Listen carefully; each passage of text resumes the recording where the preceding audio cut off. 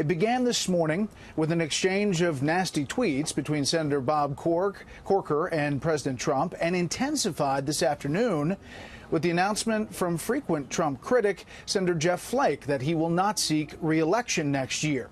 So much for a day that was supposed to center around a relaxed working lunch between the president and Senate Republicans on tax reform. We have Fox team coverage tonight. Mike Emanuel is on Capitol Hill with what we know is in the tax plan and what we know is not as of tonight. But we start off right here with Chief White House correspondent John Roberts and the Republican on Republican rhetorical violence.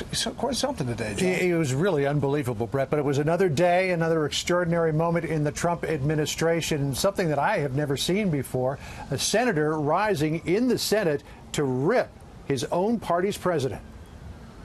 I rise today to say enough. It was a stunning scene in the Senate. Arizona Republican Jeff Flake, who faces a tough re-election next year, took to the floor to say he's retiring, and in the process delivered a full-throated denunciation of President Trump. Reckless, outrageous, and undignified behavior has become excused and countenanced as telling it like it is, when it is actually just reckless, outrageous, and undignified.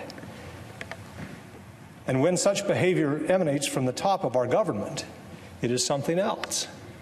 It is dangerous to a democracy. The remarkable moment happened hours after Tennessee Senator Bob Corker relit the torch on his feud with President Trump.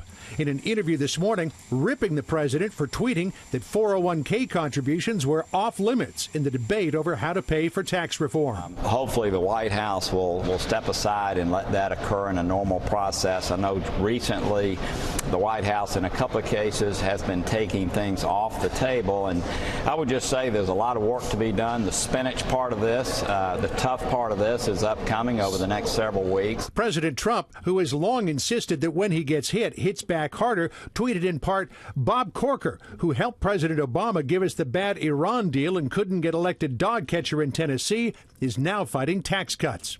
But Corker didn't stop, giving more interviews in the halls of Capitol Hill, announcing he wouldn't support the president's re-election and now regrets backing him in the first place, and accused the president of debasing the nation. I don't think there's any question, but that's the case, just in the way that he conducts himself and goes to such a low level. I do. But look, I mean, the rest of us need to do what we can to act as statesmen. Never one to let an insult go unanswered, President Trump fired back again on Twitter, writing, quote, Senator Corker is the incompetent head of the Foreign Relations Committee. Look how poorly the U.S. has done. People like little Bob Corker have set the U.S. way back. In the middle of all of this, President Trump joined Corker, Flake, and the rest of the Senate Republicans for a policy lunch. The White House insists tax reform was a big topic, though Corker poo-pooed the confab, suggesting there wasn't much of substance. The tax reform barely came up. The Senate Majority Leader, hoping to preserve some semblance of party unity, wouldn't comment on the tit-for-tat. But other Republicans were alarmed that a petty feud was stealing headlines from an important legislative issue. So all this stuff you see on a daily basis on Twitter this and Twitter that, forget about it. Let's focus on helping people.